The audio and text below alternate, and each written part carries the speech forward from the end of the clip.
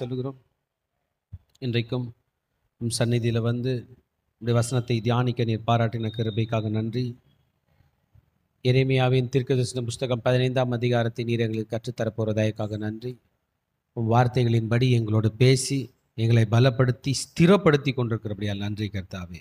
இன்றைக்கும் எங்களோடு பேசும் உம் நாமத்தை மையப்படுத்தி கொள்ளும். இது கேட்டுக்கொண்டிருக்கிற மக்களுக்கும் பார்த்து கொண்டிருக்கிற மக்களுக்கும் ஆசீர்வாதமாக இருக்க கர்த்தர் நீர் வழிகளை திறந்து தருவீராக. இந்த அடிமைகளை அப்படியே பாதத்தில் தாழ்த்தி அர்ப்பணிக்கிறோம். உம் நாமம் மையப்படட்டும். இயேசுவின் நாமத்தில் ஜெபங்கள் எடுக்கிறோம் நல்ல பிதாவே, ஆமென். நாம் அனைவரும் தயவு செய்து உட்காருவோம். எரேமியா தீர்க்கதரிசன புஸ்தகம் 15ஆம் அதிகாரம். இன்னைக்கு இந்த எரேமியா தீர்க்கதரிசன புஸ்தகம் 15ஆம் அதிகாரம் எனக்கு என்ன உதவி செய்ய போகிறது, நமக்கு என்ன உதவி செய்ய போகிறது? முதலாவதாக, வலியோடு ஊழியம் செய்து கொண்டிருக்கிற நமக்கு ஒரு வழியை சொல்லித்தரப்போகுது. மகனே மகளே, நீ ஊழியம் செய்கிற, நீ வலியோடு ஊழியம் செய்கிற, உன் வலியில் எப்படி நடந்து கொள்ள வேண்டும் என்பதை நான் உனக்கு போதிக்கிறேன் அப்படின்னு ஆண்டவர் நம்மளை பார்த்து சொல்கிற மாதிரி இருக்கு. In your pain I will help you so that you will have some gain. உன் வலியில் நான் உனக்கு உதவி செய்வேன், அந்த வலியினால் பின்னாடி உனக்கு நல்ல பலனை நான் கொடுப்பேன்னு ஆண்டவர் எரேமியா தீர்க்கதரிசியை பற்றி சொல்லித்தரோம். Painful prayer of the prophet, வலியுள்ள ஜபம், தீர்க்கதரிசியின் ஜபம் என்கிற தலைப்பில் பேச போகிறோம். வலியுள்ள இந்த தீர்க்கதரிசியின் ஜபம். வலி இருக்குதான், அதுக்காக ஜபம் பண்ணாமல் இருக்க முடியவில்லை. வலியினாலே ஊழியம் செய்யாமல் இருக்க முடியவில்லை. இந்த ஜனம் ஊழியம் செய்கிற இந்த ஊழியக்காரனை ஒதுக்கி விட்டது, வெறுத்து விட்டது, நீ தேவையே இல்லை என்று சொல்கிறது.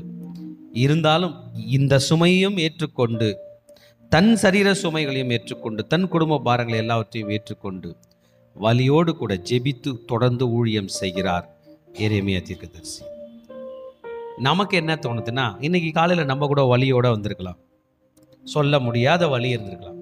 இருந்தாலும் சர்ச்சுக்கு வந்து தான் ஆகணுன்ற நிலைமை, இருந்தாலும் ஊழியம் செய்து தான் ஆக வேண்டும் என்ற நிலைமை. டோன்ட் வரி, பயப்படாதீங்க, உங்க வலி உள்ள ஜெபத்தை கர்த்தர் கேட்பார். ஆமென். யூ பேர் த பர்டன். உன் வலியை இன்றைக்கு சுமந்து நீ வா, பிறகு இந்த வலி இல்லாதபடி நான் செய்வேன் என்று கர்த்தர் சொல்லுகிறது போல எனக்கு இருக்கிறது. இந்த செய்திக்குள் நாம் போகிறோம். இந்த 15ஆம் அதிகாரத்துக்கு ஒரு தீர்க்கதரிசியின் வலியுள்ள ஜெபம் என்கிற தலைப்பிலே நான் பேச போகிறேன். இந்த 15ஆம் அதிகாரத்தை 2 பகுதிகளாக பிரிக்கலாம். முதல் பகுதி யூதாவின் அழிவு நிச்சயம் என்கிறதாக தீர்க்கதரிசி சொல்லியிருக்கிறார். இது 1ஆம் வசனத்திலிருந்து 4ஆம் வசனம் வரைக்கும். இரண்டாவது பகுதி நியாய தீர்ப்புக்கு பிறகும் கிருபையோடு மீந்திருக்கிறவர்கள் மீது நான் இறங்குவேன் என்பதாக பேச போகிறார். அதாவது நம்ம பாணியில் சொல்லணும்னா, முதல் பகுதி 1ஆம் வசனத்திலிருந்து 4ஆம் வசனம் வரைக்கும் கட்டாயமாக உனக்கு அடி விழும் அப்படின்றத சொல்றாரு. 5ஆம் வசனத்திலிருந்து 21ஆம் வசனம் வரைக்கும் இந்த அடியின் மத்தியிலும் நின்று, அந்த பாடுகள் மத்தியிலும் நின்று கர்த்தருக்கு கீழ்ப்படிந்து இஸ்ரவேலிலே மீந்திருக்கிறவர்கள், யூதாவிலே மீந்திருக்கிறவர்களுக்கு கிருபை உண்டு என்று சொல்கிறார். இன்னைக்கு நம் வாழ்க்கையில பிரச்சனைகள் இருக்கலாம். நாம் செய்த தவறுகளுக்கு சில நேரத்தில் நாம் தண்டனை அனுபவிக்கலாம், சில நேரத்தில் நாம் செய்யாதவைகளுக்கும் அனுபவிக்கலாம். கவலைப்பட வேண்டிய அவசியம் இல்லை. இரண்டாவது பகுதி நமக்கு ஆறுதலாய் வருகிறது. There is mercy on the remnant. மீந்திருக்கிற மக்கள் மீது நான் கிருபையை இறங்குவேன் என்று ஆண்டவர் பேசுகிறதை தான் இந்த 15ஆம் அதிகாரத்தில் நாம் பார்க்க போகிறோம். எரேமியா தீர்க்கதரிசி 15ஆம் அதிகாரம் துவங்கும் போதே அவர் கர்த்தரிடம் அமர்ந்து தன் மக்களுக்காக, இந்த யூதா மக்களுக்காக பரிந்துரை ஜெபம் செய்கிறது தெரிகிறது.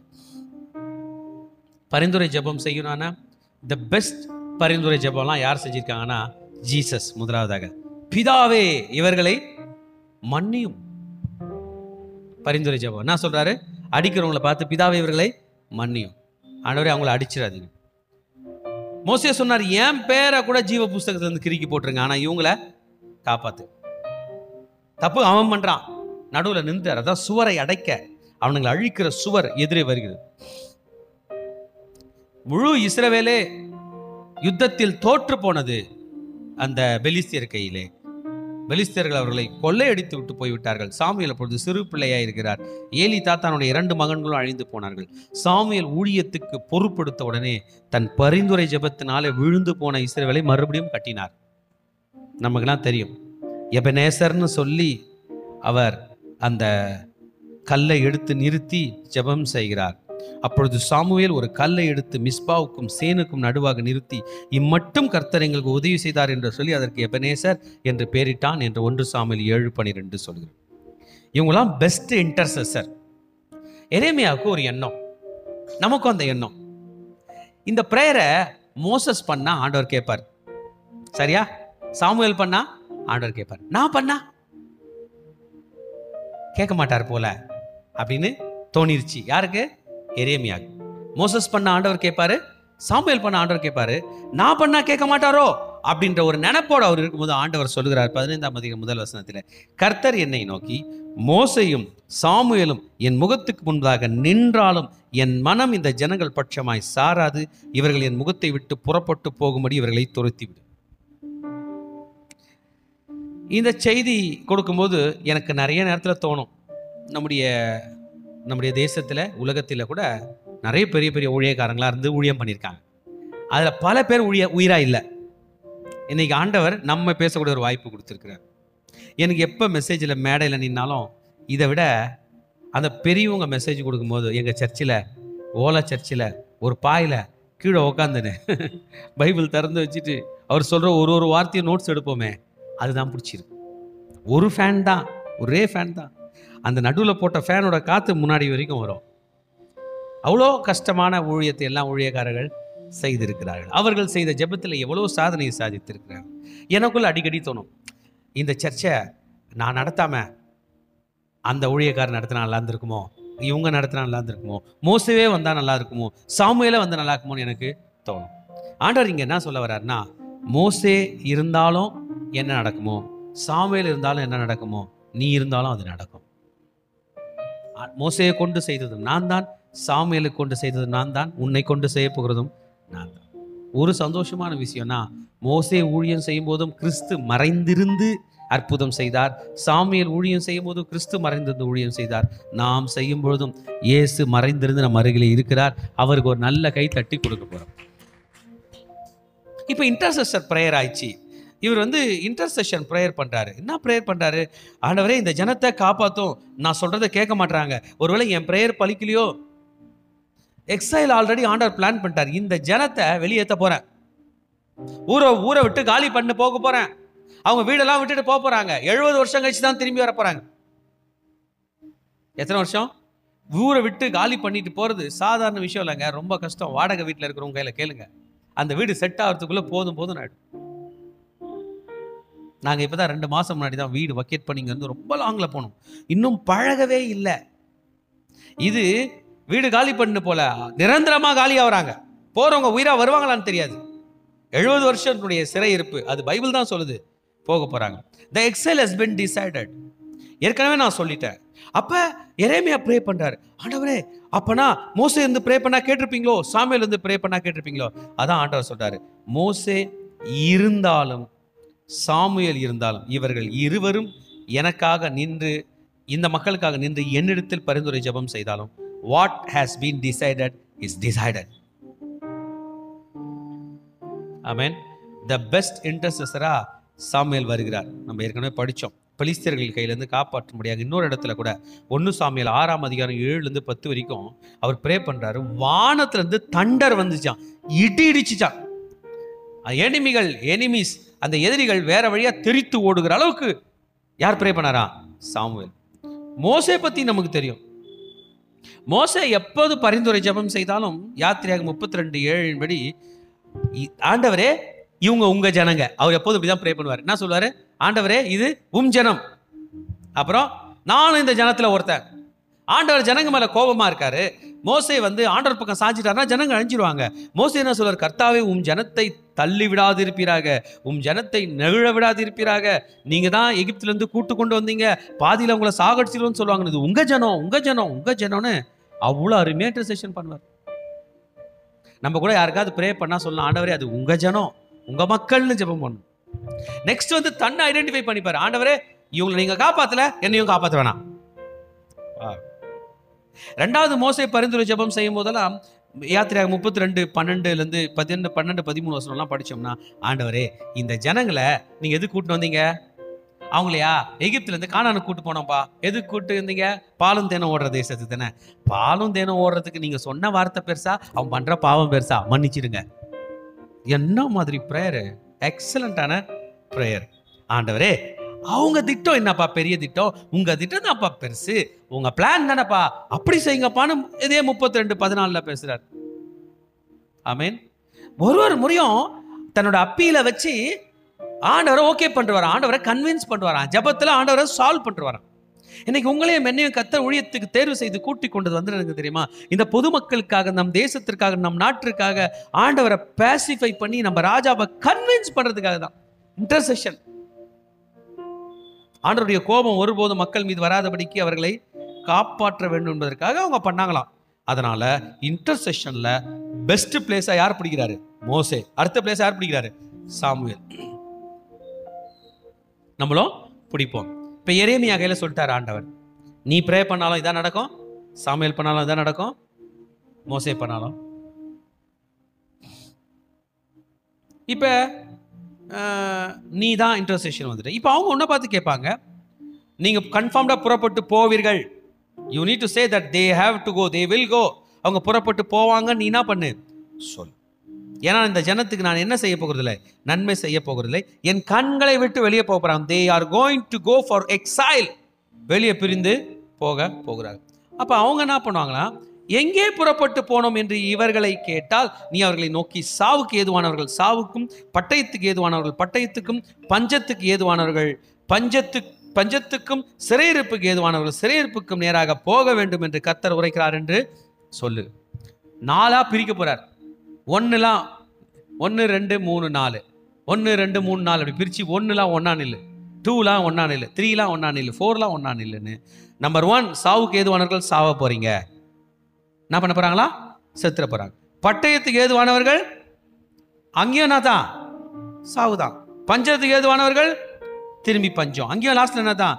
சாவுதான். சிறையிருப்புக்கு ஏதுவானவர்கள் திரும்பவும் அதான். 4 வழியில இவங்களுக்கு டெத்து. கொன்று போட பட்டயமும், பிடித்து இழுக்க நாய்களும், பட்சித்து அழிக்க ஆகாயத்து பறவைகளும், பூமியின் மிருகங்களும் ஆகிய 4 விதமான வாதைகளை நான் அவர்கள் மேல் வர கட்டளையிடுவேன் என்று கர்த்தர் சொல்லுகிறார். I will send them to destroy.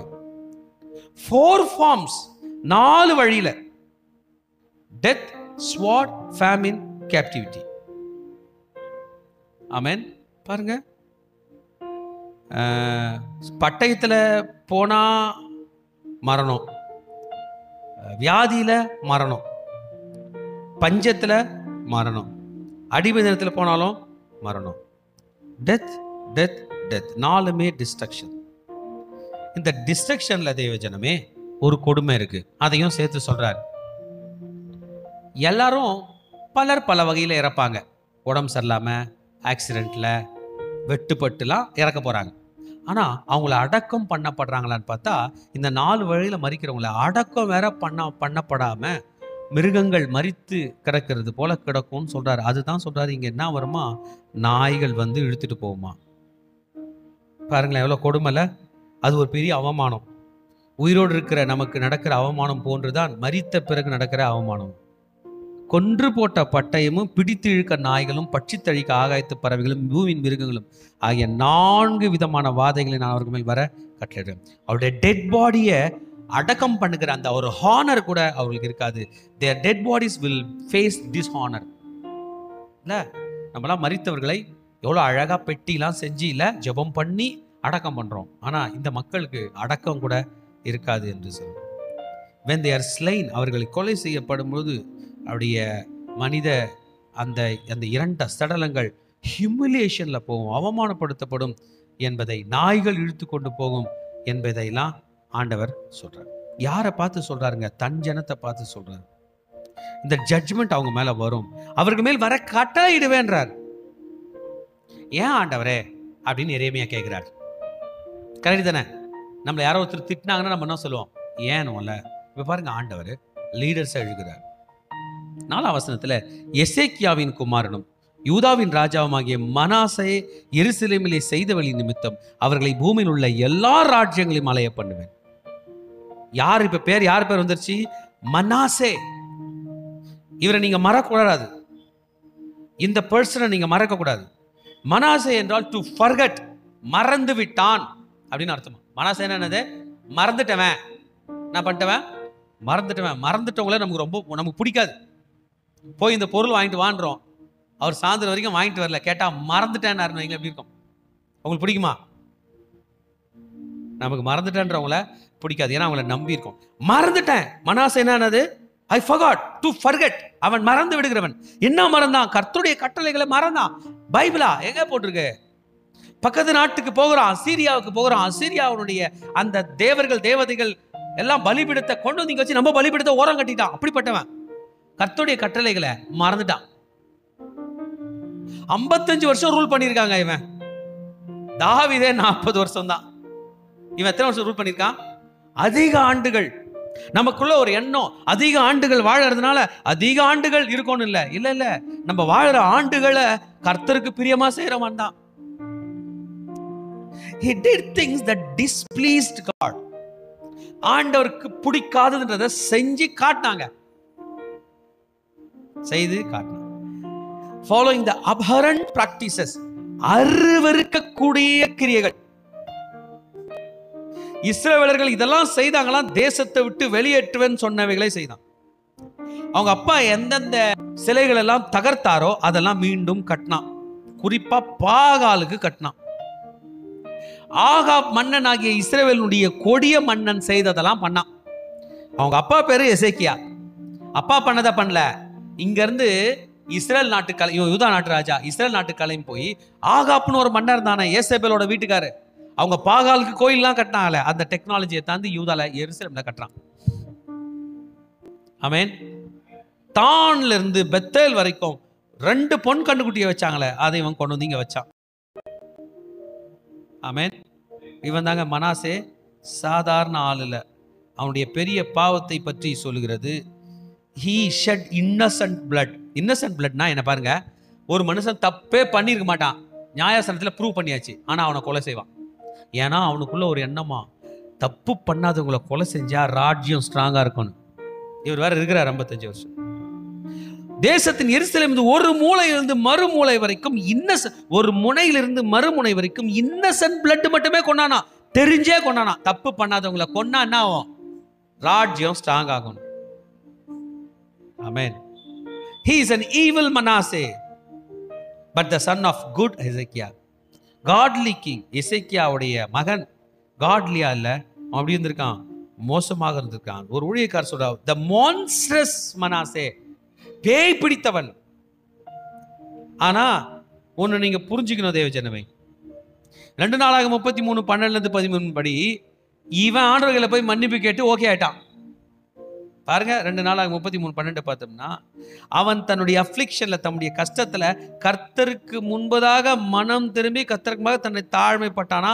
ஆண்டவர் அவனுடைய ஜெபத்தை கேட்டு அவனை மறுபடியும் எருசலேமுக்கு வர வச்சாராம், தப்பிச்சு வர வச்சாராம். ஆனா அவன் செய்தவர்களை அவனால மாற்றவே முடியல. திருச்சபையே, தேவ பிள்ளைகளே, இன்னைக்கு எல்லாமே நம்ம கையில இருக்கு. ஒரு 20 வருஷத்துக்கு முன்னாடி எல்லாமே நம்ம பெற்றோர் கையில இருந்துச்சு. கரெக்டா? நம்ம அம்மா அப்பா சொல்றது தான் நடந்துச்சு. இன்னைக்கு யார் கையில இருக்குது? நம்ம கையில இருக்குது. இன்னும் 20 வருஷம் கழிச்சு நம்ம கையில இருக்காது, நம்ம பிள்ளைகள் கையில போயிடும். இன்றைக்கு நாம் எடுக்கிற முடிவு, நம் பிள்ளைகள் நல்வழியில் இருந்தாக வேண்டும். மனாசே 55 வருஷம் ரூல் பண்ணிட்டு எல்லா தப்பு தண்டாவும் பண்ணிட்டு, ஆகாப் கையில் இருக்கிறதெல்லாம் இங்கே டவுன்லோட் பண்ணி வச்சுட்டு, அசிரியா கிட்ட இருக்கிறதெல்லாம் டவுன்லோட் பண்ணி வச்சுட்டு, அவர் மட்டும் திருந்திட்டாருன்றதுக்காக தேசம் தப்பிக்கும் என்பதல்ல, அவன் கற்றுக் கொடுத்த தீமைகளை தேசம் பின்பற்றி கொண்டிருக்கிறது. அதனால தான் இந்த ஜட்ஜ்மெண்ட்டான். மனாசே மன்னிப்பு கேட்டு அவர் தப்பிச்சாரு. ஆண்டவர் அவரை எப்படி டீல் பண்ணுவார் நமக்கு தெரியாது. ஆனால் எரேமியா தீர்க்கதரிசியின் வாயிலாக கர்த்தர் சொல்கிறார், பிகாஸ் ஆஃப் மனாசே, இந்த இவனுடைய மகன் எசேக்கியாவுடைய மகன் மனாசேயினால இதை நான் செய்ய. ஆண்டவருடைய டீலிங் 5th verseல சொல்லுது, எருசலேமே, யார் உன் மேல் இறங்குவார்கள், யார் உன் மேல் பரிதபிப்பார்கள், யார் உன்னிடத்தில் திரும்பி உன் சுக செய்தியை விசாரிப்பார்கள். எருசலேமோட வெல் விஷர்ஸ் இல்லாமல் போவாங்கன்னு சொல்கிறார். இப்போ நமக்கு உடம்பு சரியில்லைன்னு வைங்களேன், யாரோ ஒருத்தர் ஃபோன் பண்ணி எப்படி இருக்கு உடம்பு, கவலைப்படாதீங்க அப்படின்றது எத்தனை பேருக்கு பிடிக்கும்? அதுவும் நம்ம லீடர்ஸ் ஃபோன் பண்ணி கேட்டால் ரொம்ப பிடிக்கும். நம்மளோட பெரியவங்க கேட்டால் அந்த நிலை உனக்கு இருக்காது எருசலேமேன்னு ஆண்டவர் சொல்லிட்டார். நீ கஷ்டப்படுவ, யாரும் உன்னை கேர் பண்ணவே மாட்டாங்க. ஆனால் நம்ம எல்லாரும் அந்த நிலையில வந்திருப்போம். நம்ம கஷ்டப்படும் போது யாருமே நம்மளை விசாரிச்சிருக்க மாட்டாங்க, நம்ம மட்டும் ஹேண்டில் பண்ணியிருப்போம். அது நடந்துக்குதா? அப்போ நம்ம மற்றவர்கள் விசாரிப்பது என்பது நிரந்தரம் அல்ல. ஆனால் அந்த ஆபத்தெல்லாம் ஆண்டவர் நம்மளை காப்பாற்றிருக்காரா? காப்பாற்றிருக்காரா? எருசலேமுக்கு சொல்றார், உன்னை விசாரிக்கிறதுக்கு ஆள் இருக்காது அப்படின்னா உடனே எருசலேம் ஆழணும்னு அவசியம் இல்லை. சாமி என்னை யார் விசாரிக்கனாலும் நீ விசாரிப்ப சாமி அப்படின்னு அவங்க எடுத்துருக்கணும். ஆனால் அவங்க கேட்க போறதில்லை, ஏன்னா அவங்க ஆண்டவரே ரிஜெக்ட் பண்ணிட்டாங்க. இப்போ யோசிச்சு பாருங்களேன், நம்மளை யாரும் விசாரிக்கல, ஆண்டவர் கூடவும் நம்ம இல்லைன்னா நம்ம எவ்வளோ பயப்படுவோம். எத்தனை பிரச்சனை வந்தாலும் பரவாயில்லப்பா, என் ஆண்டவர் என் கொடுக்குறாரு. ஆனால் இவன் எத்தனை பிரச்சனை வந்துருச்சு, ஆனால் இவன் ஆண்டவர் கூட இல்லை. உன்னை விசாரிப்பவர் இல்லை, உன்னை ஹெல்ப் பண்ணுபவர் இல்லை. இதெல்லாம் ரொம்ப இவ்வளோ நேரம் படிக்கிற பேட் நியூஸை விட ஆண்டவர் கூட இருக்க மாட்டார்ன்றது தான் பெரிய பேட் நியூஸார். நீ என்னை விட்டு பின்வாங்கி போனாய், ஆகையால் என் கையை உனக்கு விரோதமாய் நீட்டி உன்னை அழிப்பேன், நான் பொறுத்து பொறுத்து இளைத்து போனேன் என்று கர்த்தர் சொல்கிறார். நீ பண்ற தப்ப கேட்டு கேட்டு என்ன பண்ண, இளைத்து போனேன். நம்ம என்ன நினைச்சோம்னா, நம்ம என்னன்னா பண்றோம் ஆண்டவருக்கு தெரியாதுன்னு. அவர் பொறுத்து இருந்திருக்காராம். ஆமா, நான் பொறுத்து இருக்கேன். that you will repent. I have pity on you. உன் மேல இந்த ஆபத்து வருதே, உன்னை காப்பாற்றணும் நான் காத்துட்டு இருந்தேன். ஆனால் பொறுத்து இருக்கேன் ஜெருசலமே, நான் பொறுத்து இருக்கேன். பொறுத்து இருக்கிறதுனால நான் விட்டுருவேன். நான் விடுறதுனால என்ன ஆகும்னா, தேசனின் வாசல்களில் அவர்களை தூற்றுக்கூடையால் தூற்றி போடுவேன். என் ஜனங்கள் தங்கள் வழிகளை விட்டு திரும்பாதபடினால் நான் அவர்களை பிள்ளைகள் அற்றவர்களாக அழிப்பேன். தூற்றிடுவேன். என்ன பண்ணிடுவேன்? தூற்றிடுவேன். ஒரு நாள் ஒரு வீட்டில் சண்டை நடந்துச்சு, கோபம். இப்போ இல்லை, ஒரு 30 இயர்ஸ்க்கு முன்னாடி. அப்போல்லாம் உண்டியில் காசு சேர்த்து வைப்பாங்க. அந்த வீட்டுக்காரர் கோபம் வந்துச்சு, அந்த உண்டியை தூக்கி அடிச்சாரு பாருங்க, ரோட்டில் அடிச்சார். உடைச்சி காசெல்லாம் செதறிச்சு. உடைச்சதுமே அந்த பிள்ளைங்க தூக்கிட்டு ஓடிடுச்சு. திரும்பி வரும்ன்றீங்க, அந்த காசு வரவே வராது. கேழ்வரகு வாங்கிட்டு வந்தாங்க, அரிசி நான் கூட கொட்டிட்டு அல்றது ஈஸி. கேழ்வரகு வாங்கிட்டு வந்தாங்க, அந்த பை அப்படியே பிச்சுட்டு கொட்டிடுச்சு. அப்படியே உருண்டு உருண்டு உருண்டு உருண்டு ஓடிடுச்சு. கடுகு மாதிரி இருக்கும்ல கேழ்வரகு, உருண்டு உருண்டு ஓடிடுச்சு. தூற்று கூடையால் தூற்றி போடுவேன், திரும்பி நீ ஒன்னா சேர்க்கவே பட முடியாது. நீ என் வழிகளை விட்டு போனதுனால பிள்ளைகள் கூட இல்லாமல் போகும். It is a curse. பிள்ளை இல்லாம கூட ஆக்கிடுவேன் இஸ்ரவேல. இந்த யூத குலம் தான் உலகத்தில் உள்ள அநேக மக்கள் பாடுகளுக்குள்ள சென்றிருக்காங்க. ஆனால் லட்சமா அழிக்கப்பட்டது அவங்க தானா. நீ யூதன், அதனாலே உன்னை சாகடிப்பேன்னு இன்னைக்கு வரைக்கும் அவங்கள சாகடிக்கிறாங்களா. அவங்க பயந்து தான் போனோம், சேஃபா போக முடியாது. இவன் யூதன் தெரிஞ்சா என்ன பண்றாங்க, கொன்றுவாங்க. அன்றையிலிருந்து இன்றைக்கு வரைக்கும் இந்த பாபிலோனிய மன்னன் வந்து அப்படிதான் பண்ணுவான், செதறி அடிக்கிறான். செதறி அடிக்கும் போது அவன் என்ன செய்வானா, நம்பர் 1 பேரை மாத்திடுவான். நான் மாத்திடுவான். நமக்கு ஐடென்டிட்டியே பேரு தாங்க. என்னது பேர். ரெண்டாவது என்னது, ஊர். ஐயா வந்து மோசஸ் ஐயா இருக்காரு, இந்த ஊர்ல வந்து மோசஸ் ஐயா இருக்காரான்னு கேட்டா காட்டிடுவாங்க. இவரையே ஊரும் மாத்திட்டு பேரும் மாத்திட்டா எங்க இருந்து கண்டுபிடிக்கிறது? நம்பர் 3, உன் மொழியை நீ மறக்கணும், என் மொழியை நீ கத்துக்கணும். உன் மொழி நீ பேசவே கூடாது, பேசவே முடியாது. ஏன்னா உன் மொழி பேசுற இடத்துல உன்னை வச்சா தானே வேற மொழி பேசுறதுல விட்டுருவான். மொழி போச்சு, பேர் போச்சு, ஊரு போச்சு. இப்படி சிதறடிப்பான் பாபிலோன். சும்மா கிடையாது. அழகான ஆண் மக்களை யூத குலம் வலுவடையக்கூடாது என்பதற்காக அவர்களை அன்னகர்கள் ஆக்கிடுவான். ஆணே இல்லாம வர பண்ணுவான். அப்ப யூத இனம் என்ன ஆயிடும்? முதல்ல இவங்களுக்கு தான் அதை பண்ணாங்களாம். தானியேல், சாத்ராக், மேஷாக், ஆபேத்நேகோ பேரை மாத்திட்டான்.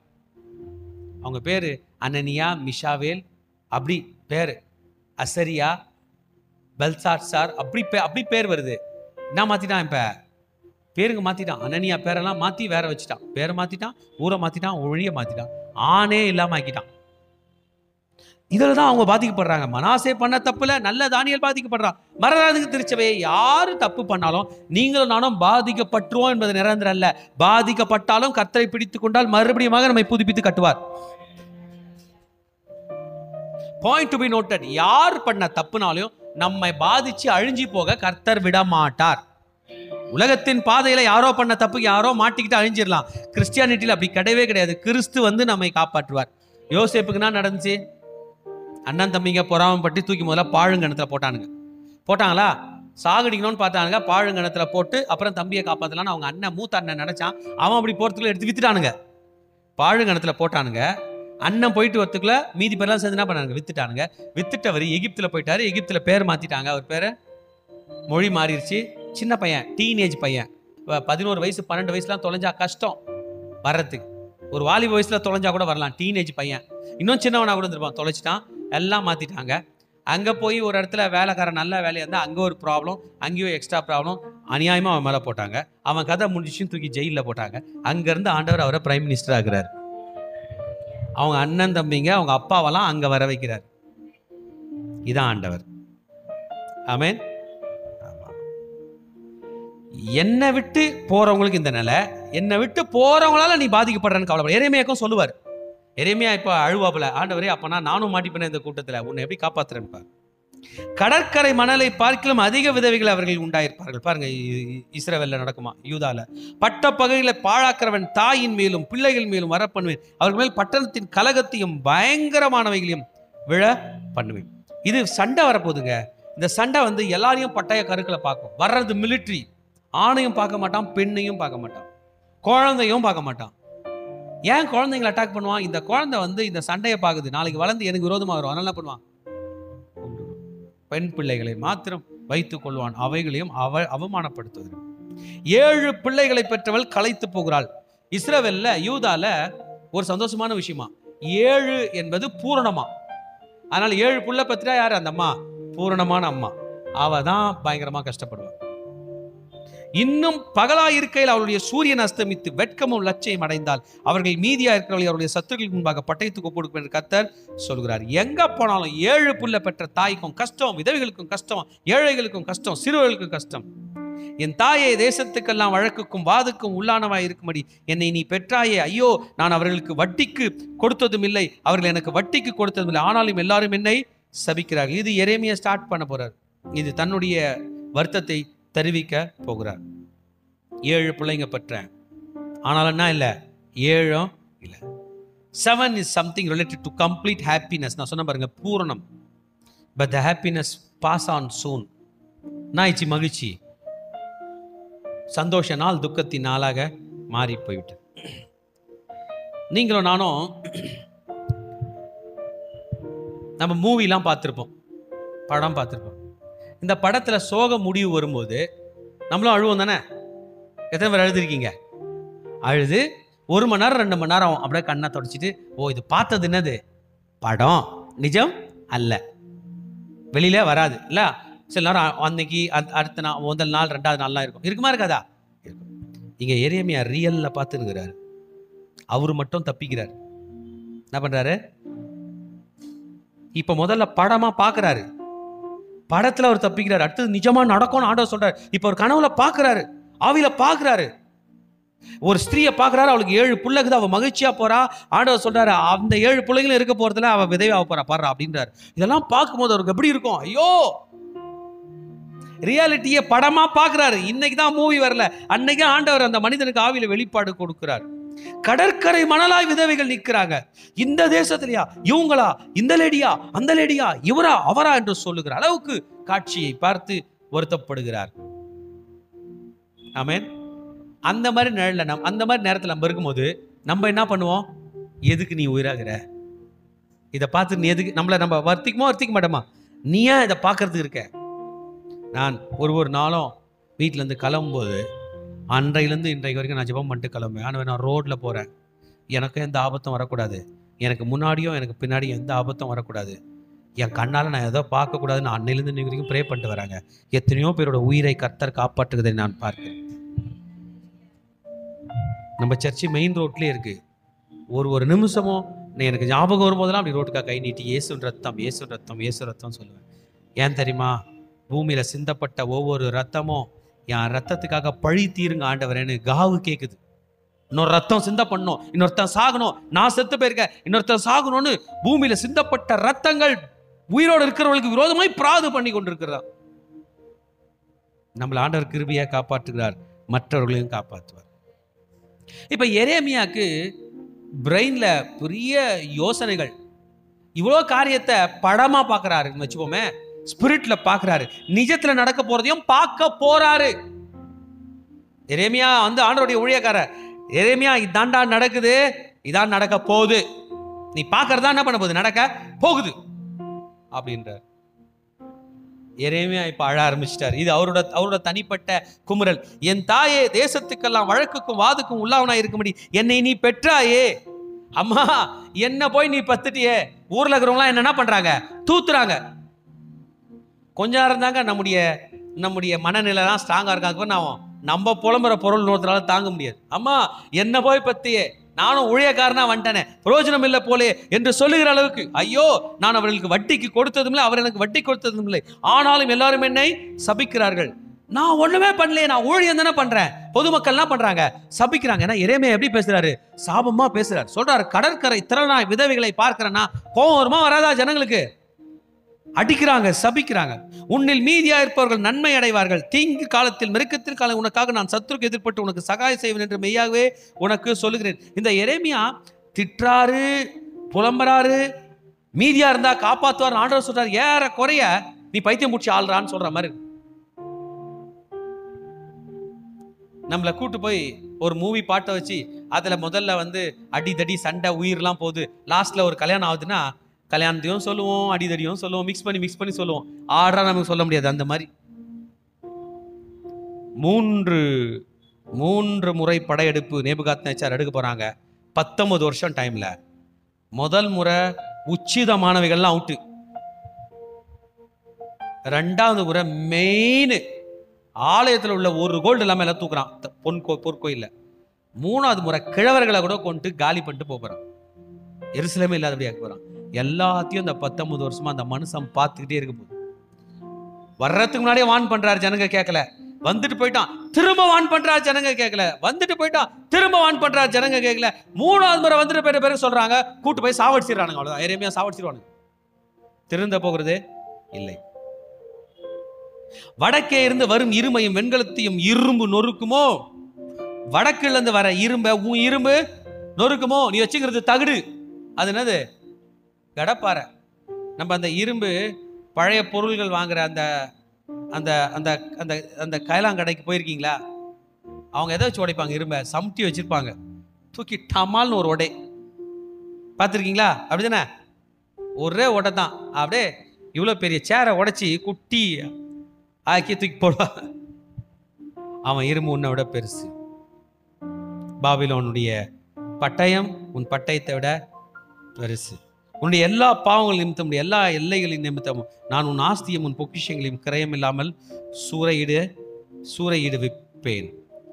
All your treasures will be spoiled without price. ஒண்ணுமே கொடுக்காம உன்னதை தூக்கி விடு. நீ அறியாத தேசத்தில் உன் சத்துருக்கள் வசமாக நான் உன்னை தாண்டி போக பண்ணுவேன். உங்கள் மேல் எரிய போகிற அக்கினி என் கோபத்திலே மூண்டது என்று கர்த்தர் சொல்லுகிறார். எரேமியா தீர்க்கதரிசியோட வார்னிங் சைன்ஸ் இங்கே சொல்லப்படுகிறது. ப்ராமிஸ் ஆஃப் எக்ஸைல், நீ வெளியே போக போற, ஷுவர்லி இட் வில் ஹேப்பன், இது நடக்கும். ஆனா எரேமியாவோட நிலை என்ன? நல்லவங்களுக்கும் கெட்டவங்களுக்கும் இதுதான் நடக்குமா? எரேமியாவுக்கு ஆண்டவர் ஒரு ப்ராமிஸ் கொடுக்குறாரு, அது உண்மையில் நடக்குதுங்க. 19 வருஷத்துல எத்தனை படையெடுப்பு சொன்ன? 3 முறை படை. நேபுகாத்நேச்சார் தன்னுடைய படைத்தலைவியாகிய நேபுசார் அதான் அப்படின்றவங்கல எரேமியாவை காப்பாத்துன்னு அவர் சொல்லி அனுப்புவார். பெரிய ராஜா, அன்றைக்கு முழு உலகத்துக்கே ராஜாவா இருந்த நேபுகாத்நேச்சார் இந்த ஊர்ல ஒரு வீப்பிங் ப்ராஃபட் இருக்கா, அவனை காப்பாத்துன்னு சொல்ல போறார்.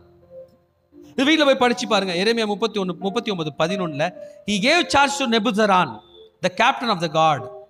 அந்த படைத்தலைவனை பார்த்து எரேமியாவை காப்பாத்து, அவனுக்கு சாப்பாடு கொடுன்னு சொல்ற அளவுக்கு எரேமியாவை கர்த்தர் காப்பாற்றுகிறார். அதான் ஊழியனுக்கு ஆண்டவர் கொடுக்குற ஒரு கிருபை. அல்லேலூயா. அந்த துன்மார்க்கனை வைத்தே பாதுகாப்பு கொடுக்கிறார்.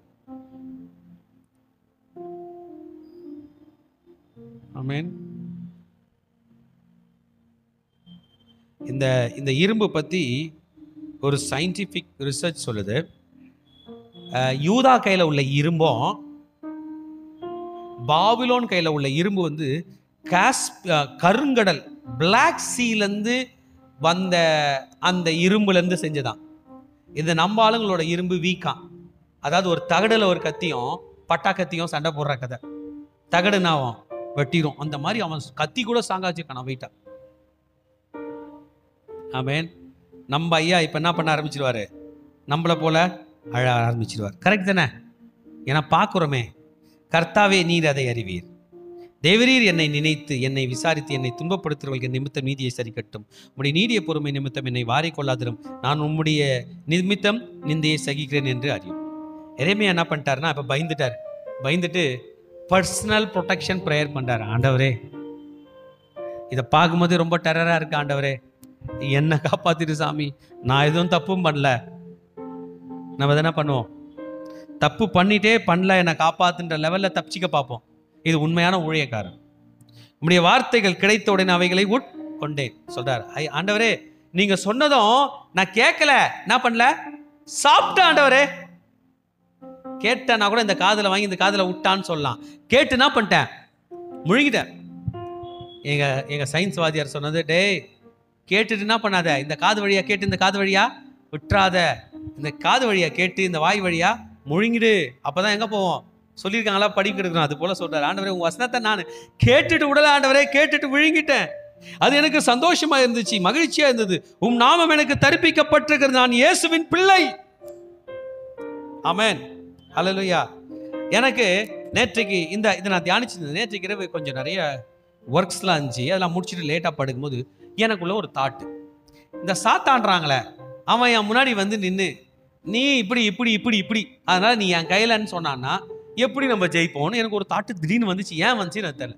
சாத்தா வந்து நின்னாலோ நான் உன்னை தூக்கிட்டு போறேன் என்ன சொல்லுவீங்க,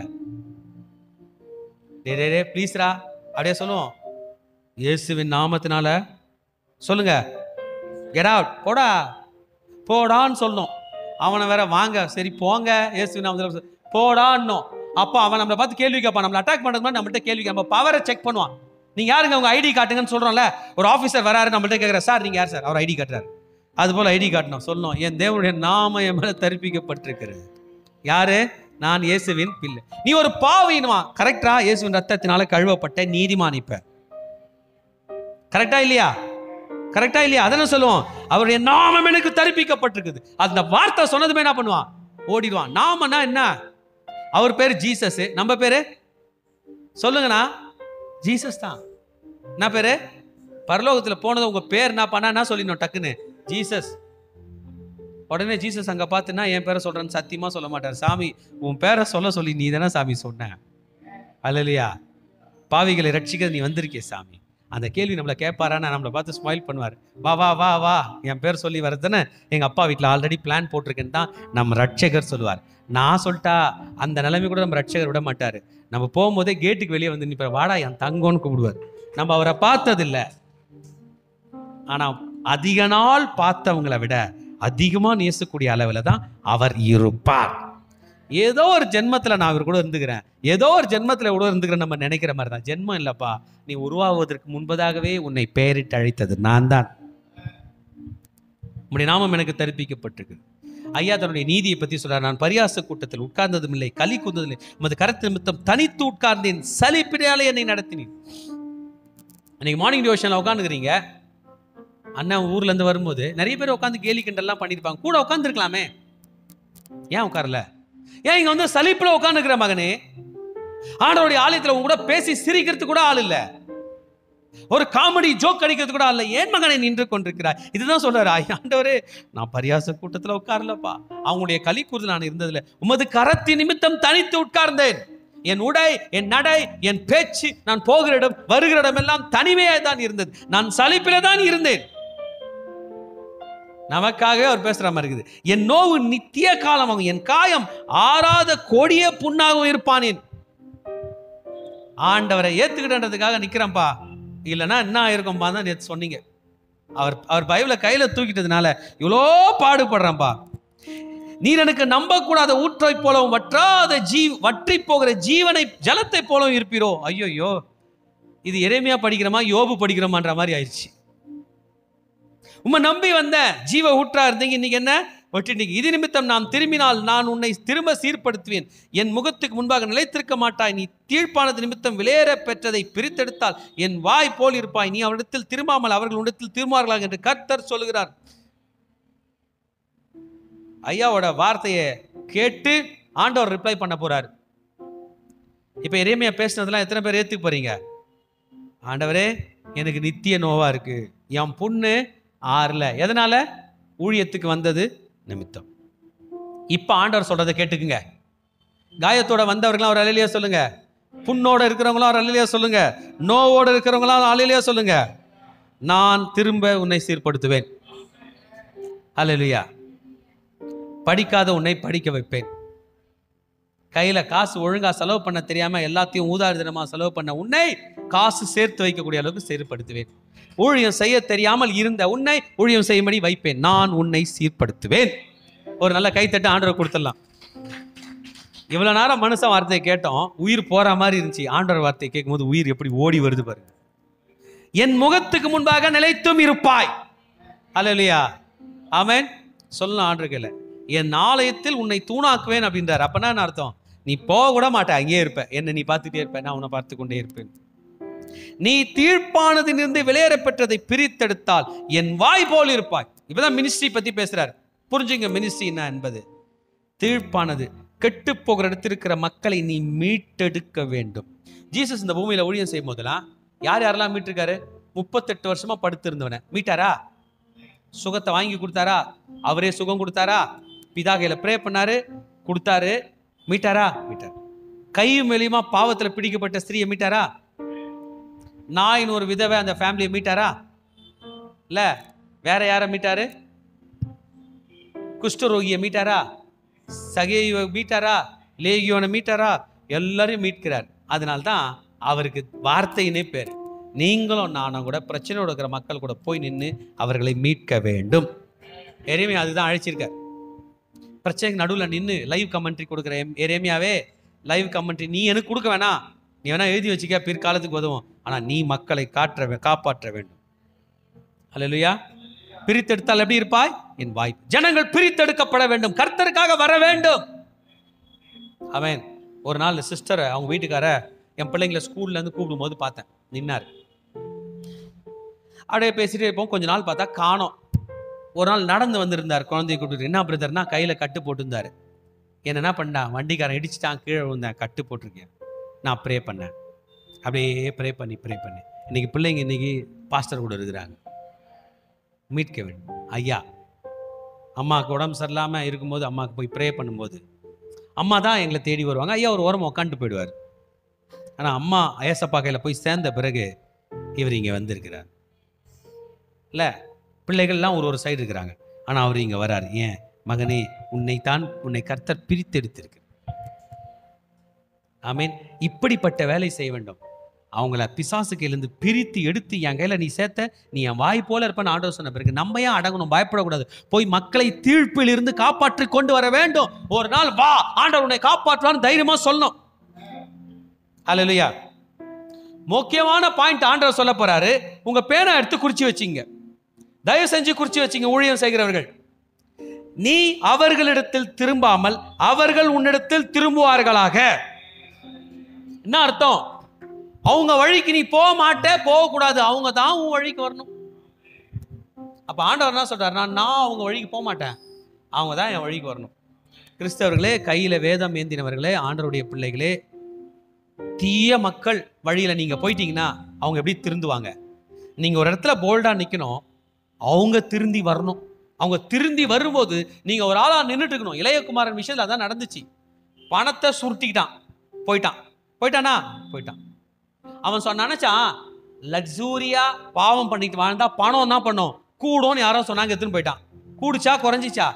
ஃபுல்லா 0 ஆயிட்டான். அப்பா இங்க அதே ஆண்டவரை வணங்கிட்டு அதே ஆண்டவர் பிள்ளையா இருந்துட்டு ஒழுக்கமா இருந்துருக்கிறாரு. லாஸ்ட்ல விழுந்துட்டான். யார்கிட்ட வரான்? அப்பா கையில வரான். அப்பா அவன் கையில போனாரா? அவன் அப்பா கையில வந்தானா? அவன் தான் அப்பா கையில வரான். இதுதான் உலகத்துல நடக்கும். தேவ பிள்ளைகளே, நீங்களும் நானும் போல்டா ஆண்டவரை எடுத்து ஆண்டவருக்கு வழியில போய் சத்தியம் உள்ள வழியில நாம் போகும்போது அவர்கள் நம்மிடத்தில் திரும்புவார்கள். அவங்க வந்து உங்களுக்கு அட்வைஸ் பண்ண மாட்டாங்க, உனக்கு நான் ஊழியம் பண்ண தரல, நீனா உனக்கு ஜபம் பண்ண தரல, நீனா காசு கையில வச்சில்ல. இப்படிலாம் எதுலையுமே குறை இல்லாதவர்களாய் கர்த்தர் நம்மை நிறைவுள்ளவர்களாக்குவார். எத்தனை பேர் விசுவாசிக்கிறீங்க? இதை மட்டும் அண்டர்லைன் பண்ணுங்க. Let them return unto thee, but return not unto them. அவர்கள் உன் பக்கம் திரும்ப வேண்டும், நீ அவர்கள் பக்கம் திரும்பினால் என் ஊழியம் போய்விடும்.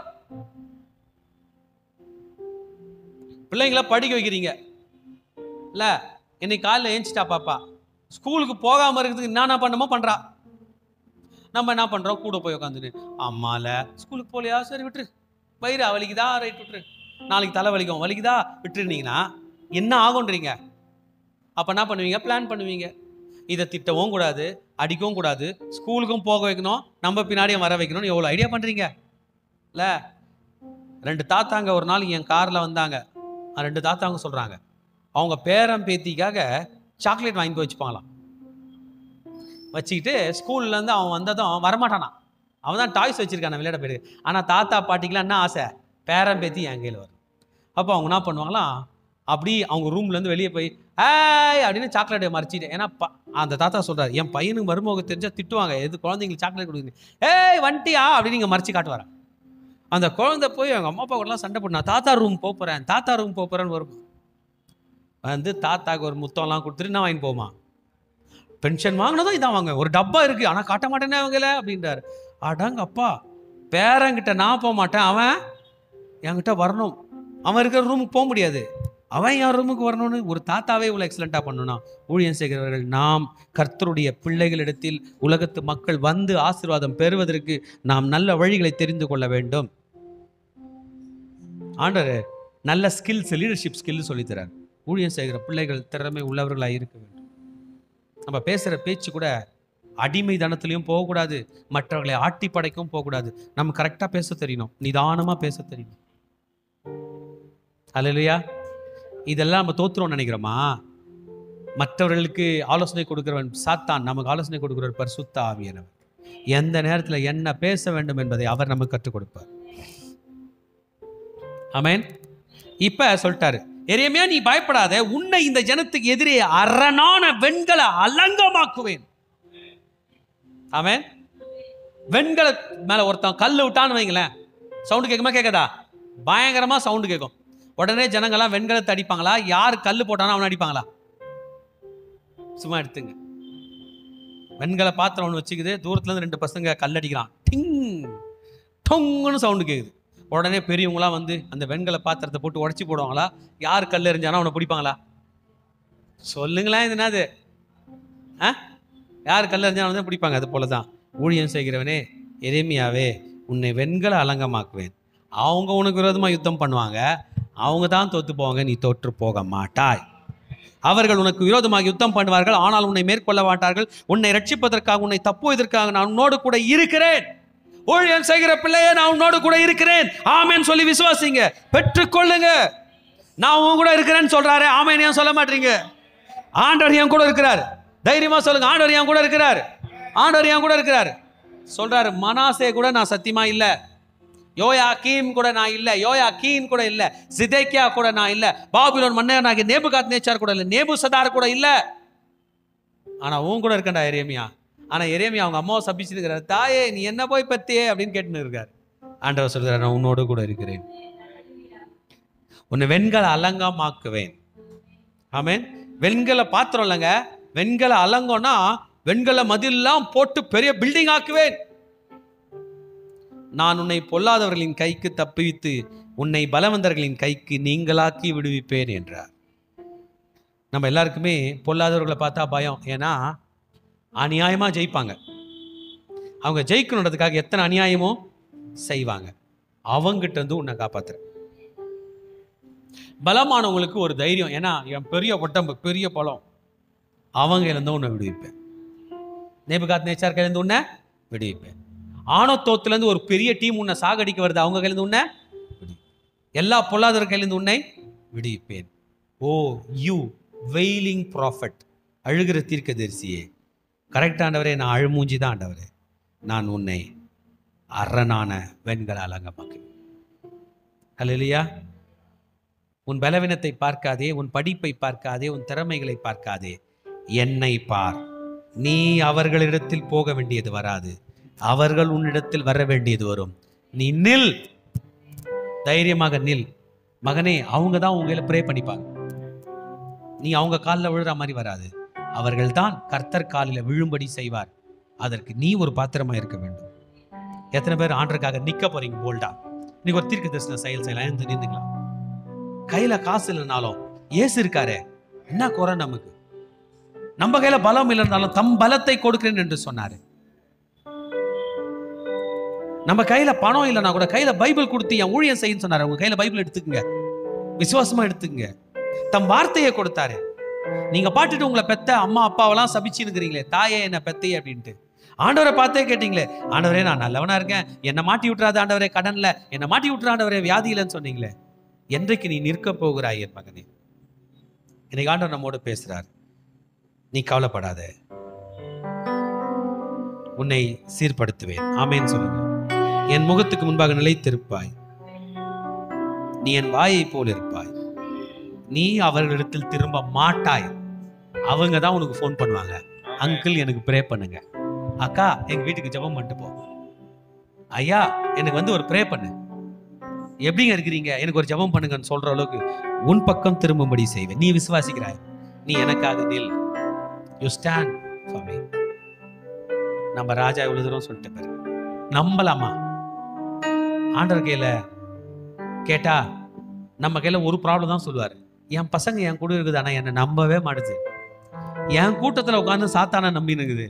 நான் சர்ச்சை விட்டு போனதும் சாத்தான் வருவான், அட்டாக் பண்ணுவான், வியாதி கொடுப்பான், பக்கத்து வீட்டுக்காரன் வருவான், மந்திரவாதி வருவான்னு என் கூட இருந்துன்னு சாத்தான நம்புறாங்கன்னு தான் ஆண்டவர் சொல்வார். விசுவாசிக்கலாமா? நான் உண்மை நம்புறேன். கண்ணீரை தொடச்சிக்கங்க. அப்படியே வேலிங் ப்ராஃபட் தீர்க்கதரிசி எரேமியா கண்ணை தொடச்சிக்கிட்டாரு. ஆண்டவர் சொல்வதை கேட்டு நம்ம நிற்க போகிறோம். கர்த்தர் நம்மை நடத்துவார். ஹல்லேலூயா. இன்று எரேமியா போல நம்முடைய சோர்ந்து போன சூழ்நிலை, மன உளைச்சல்களான ஒரு சூழ்நிலை, மன வருத்தத்தின் சூழ்நிலை இருக்கலாம். ஆண்டவர் இன்னைக்கு நம்மளை பார்த்து, மகனே மகளை கலங்காதே, நான் உன்னுடனே இருக்கிறேன். ஆமென். நீ திகையாதே, நான் உன் தேவன், நான் பலப்படுத்தி சகாயம் சொன்ன தேவன். இன்னைக்கு இந்த எரேமியா தீர்க்கதரிசி உங்களுக்கு சொன்ன வார்த்தையை தேவன் நம்ம சொல்லுகிறார். மகனே கலங்காதே, நான் உன் அரணான வெண்கலமாக்குவேன் என்று கர்த்தர் சொல்றார். மகளே நீ அவரிடத்தில் போவதே, நான் அவரிடத்தில் திரும்ப அவரை செய்வேன் என்று கர்த்தர் நமக்காகவே இந்த வார்த்தையை சொல்லியிருக்கிறார். ஒரே ஒரு நம்பிக்கை, ஒரே நிச்சயம். எரேமியாவை அழைத்த தேவன் அவர் ஆறுதல் படுத்துகிறார். உங்களையும் என்னையும் அழைத்த தேவன் அவர் நம்மையும் ஆறுதல் படுத்த வல்லவராக இருக்கிறார். நம்முடைய அழைப்பின் தேவன் உண்மையுள்ளவராக இருக்கிறார். நம்முடைய தேவன் அழைத்த தேவன் நம்மளுக்கு நித்திய காலமாக நம்ம வழிநடத்த வல்லவராக இருக்கிறார். ஆண்டவர் பார்த்து நம்ம சொல்லப்படுறாப்பா, தகப்பனே எங்களை அழைத்தவரே, உண்மையிடத்தில் எங்களை அர்ப்பணிக்கிறப்பா, நீர் எங்களை வழி நடத்துங்கப்பா. நீர் எங்கள் தகப்பனே, எரேமியா போல நாங்களும் காயப்பட்டு இருக்கிறப்பா. எரேமியா போல நாங்கள் ஆண்டவரே, எங்களை சுற்றி இருக்கிற ஆண்டவரே நபர்களால் நாங்கள் காயப்பட்டு இருக்கிறப்பா. ஆனால் ஒரு நம்பிக்கை உண்டு, ஒரு நிச்சயம் உண்டு. நீர் அழைத்தவர் உண்மையில நடந்து விருண்டப்பா.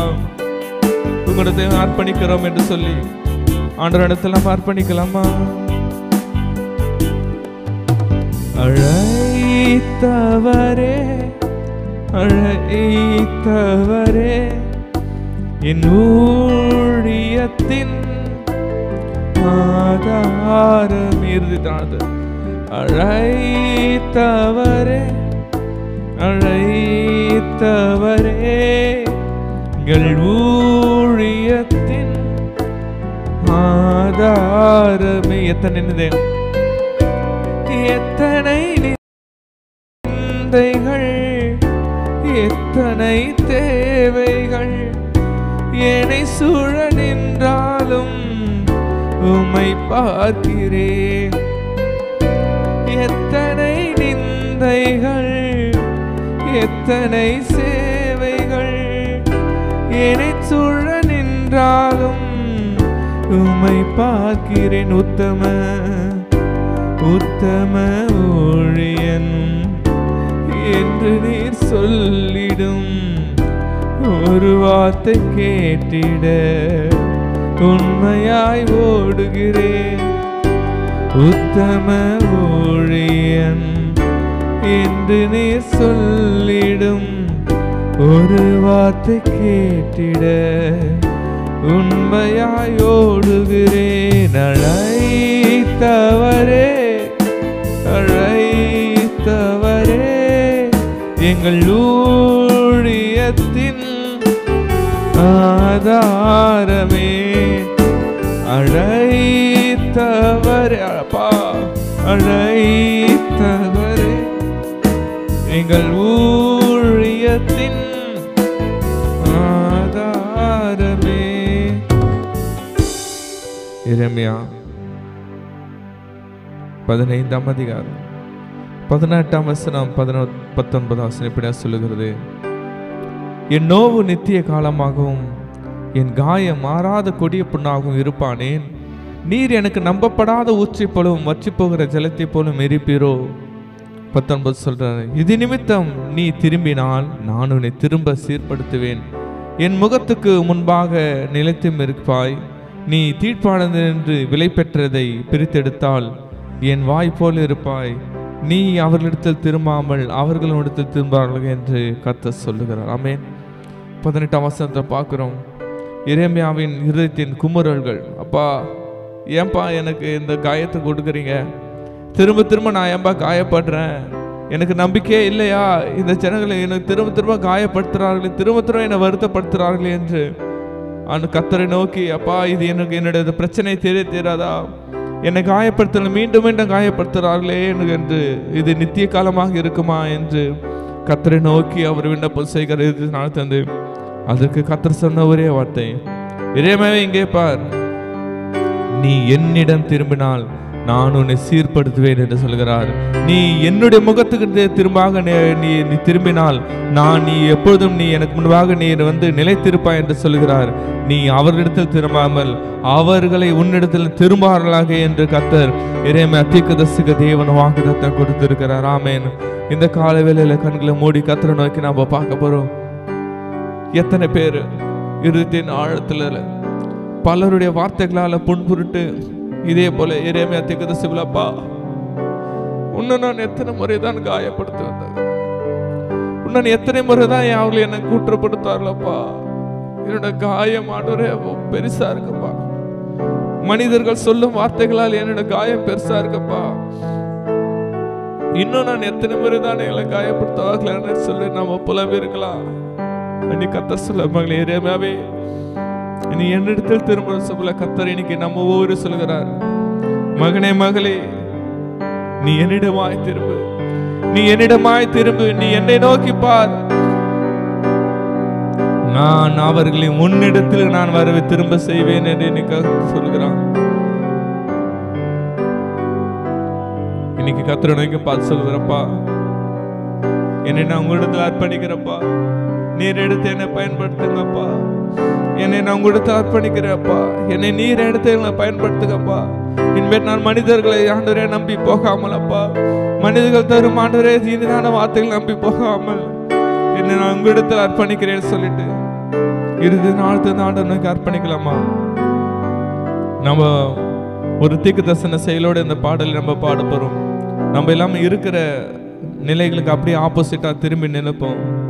இந்த பாடலை முடித்த பிறகு இந்த வசனத்தை படிக்கும்போது நம்ம திரும்பவும் கர்த்தரிடத்தில் திரும்ப என்னன்னா, எப்பா இப்போது நான் உலக பக்கம் தான்ப்பா இருக்கேன், அவளை காயப்படுத்துறாங்கப்பா, என்னால் தாங்க முடியல, ஆனா நான் உங்களிடத்தில் திரும்ப போறேன்னு சொல்லிட்டு இந்த பாடலை பாடி முடித்த பிறகு வசனத்தை படிப்போம். அப்படியே நான் திரும்ப போறோம்.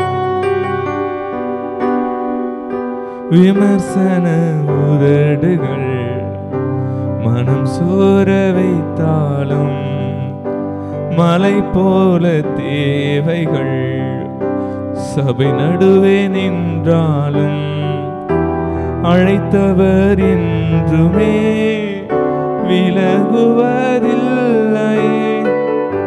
கிருபையின் வரங்களும் குறைவதும் இல்லையே. அழைத்தவரே அழைத்தவரே எங்கள் ஊழியத்தின்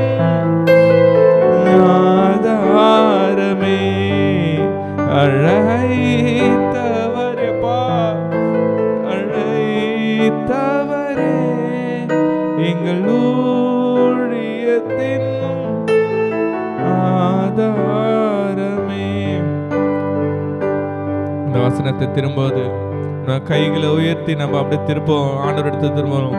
இது நிமித்தம் நீ திரும்பாமல் நான் உன்னை திரும்ப சீர்படுத்தி, இதெல்லாம் நான் திரும்ப நம்ம ஆண்டவரை நோக்கி பார்க்கலாமா? என் முகத்துக்கு நிலைத்து இருப்பாய், நீ தீர்ப்பானது விலையேறப்பட்டதை பிரித்தெடுத்தால் என் வாய்ப்போல் இருப்பாய். நீ அவரிடத்தில் திரும்பாமல் அவர்கள் உன்னிடத்தில் திரும்பார்களாக என்று கர்த்தர் சொல்லுகிறார். ஓ ஷதரேதனா பதனமா கரபா ஓரிதே ரேதே ரேதே கரபா. நன்றி அப்பா, நன்றி அப்பா, உங்களுடைய வார்த்தைகளுக்கு நன்றி அப்பா. இனிமே நாங்கள் ஒருபோதும் இயேசுவின் நாமத்தினால தகப்பனே நாங்கள் அந்நிய ஜனங்களை நாங்கள் நம்பி போக மாட்டோம் தகப்பனே. இயேசுவின் நாமத்தினால ஒருபோதும் நாங்கள் அந்நிய ஜனங்களை நாங்கள் நம்பி போக மாட்டோம் தகப்பனே. தகப்பனே ஒருபோதும் நாங்கள் தகப்பனே அவங்களை நம்பி போக மாட்டோம். எங்களுக்கு ஒரு நம்பிக்கை உண்டு, ஒரு நிச்சயம் உண்டு, அது நீரே தகப்பனே. நாங்கள் உம்மிடத்தில் திரும்புகிறப்பா, நாங்கள் உம்மிடத்தில் நாங்கள் திரும்புகிறப்பா, எங்களை உமக்கே நாங்கள் அர்ப்பணிக்கிறப்பா. இயேசுவின் நாமத்தினால தகப்பனே நாங்கள் யாரால காயப்பட்டோமோ அவளை திரும்ப நீர் எங்களிடத்தில் கொண்டு வர கிருபைக்காக நன்றி செலுத்துகிறப்பா. நீர் அவர்களை திரும்ப எங்களிடத்தில் கொண்டு சேர்த்து எங்களை நீ சாட்சியாக நிறுத்த போற கிருபைக்காக நன்றி நன்றி நன்றி நன்றி நன்றி நன்றி நன்றி செலுத்துகிறப்பா. எங்களை அதிகமாக நேசிக்கிற அன்பின் பிதாவே, உம்முடைய வார்த்தைகளுக்காக நன்றி தகப்பனே, உம்முடைய கிருபைகளுக்காக நன்றி தகப்பனே. அப்பா இனிமேல் நாங்கள் தகப்பனே எதை குறித்து நாங்கள் சோர்ந்து போக தகப்பனே, மனிதன் வார்த்தைகளை நாங்கள் சோர்ந்து போக மாட்டோம்ப்பா. நாங்கள் உம்மிடத்தில் திரும்ப தகப்பனே, நீர் அவர்களை எங்களிடத்தில் கொண்டு வர கிருபைக்காக நன்றி செலுத்துகிறப்பா. எங்களை தாழ்த்துறதாக உண்மையை உயர்த்துகிறதா ஏசு சொன்ன நல்ல பிதாவே, ஆமென். ஹல்லேலூயா. நம்ம கைகளை விரித்து நம்ம இந்த முடிந்தால் நம்மளை போதுகிற முன்பாக அழைக்கலாம். அந்த ஆசீர்வாதத்தை அவர் சொல்லும்போது 20ஆம் வசனத்தை படித்து அந்த ஆசீர்வாதத்தை சொல்லும்போது கர்த்தரே நமக்கு பார்த்து சொல்லுகிற வசனங்களாய் கர்த்தரே நமக்கு படுகிற ஒரு ஆசீர்வாதமாக அதை ஏற்றுக்கொள்வோம். கர்த்தர் நம்ம இந்த ஊழியத்தில் ஒவ்வொருவரும் தேவன் அரணான வெண்கலமாக பார்க்கிறார். ஆமென். நம்மளுக்கு யுத்தம் பண்ணால் நம்ம ரட்சி கர்த்தர் நம்மோட கூட இருக்குன்னு சொல்லுகிறார். நம்ம கைகளை விரித்து உதாரணத்தை சொல்லும்போது ஆசீர்வாதத்தை நாம் பெற்றுக்கொள்வோமா? உன்னை இந்த ஜனத்துக்கு எதிரே அரணான வெண்கல அலங்கமாக்குவேன். ஆமென். அவர்கள் உனக்கு விரோதமாக யுத்தம் பண்ணுவார்கள், ஆனால் உன்னை மேற்கொள்ள மாட்டார்கள். உன்னை ரட்சிப்பதற்காகவும் உன்னை தப்புவிப்பதற்காகவும் நான் உன்னுடனே இருக்கிறேன் என்று கர்த்தர் சொல்கிறார். கடைசி ஆசீர்வாதத்துக்கு நேராக கைகளை விரித்துக் கொள்ளும். ஈவரக்கா அடோனாய் வயீஷ்மரக்கா யா ஏ அடோனாய் பனவ் அல்லக்கா விஹுனக்கா ஈஷா அடோனாய் பனவ் அல்லக்கா வயசம் லக்கா ஷாலோம் வயசம் லக்கா ஷாலோம். கர்த்தர் உன்னை ஆசீர்வதித்து காக்க கடவர். கர்த்தர் தன் முகத்தை உன்மேல் பிரகாசிக்க பண்ணி உன்மேல் கிருபையா இருக்க கடவர். கர்த்தர் தன் முகத்தை உன்மேல் பிரசன்னமாக்கி உனக்கு சமாதானம் கட்டளையிட கடவர். ஹல்லேலூயா, ஹல்லேலூயா, ஹல்லேலூயா.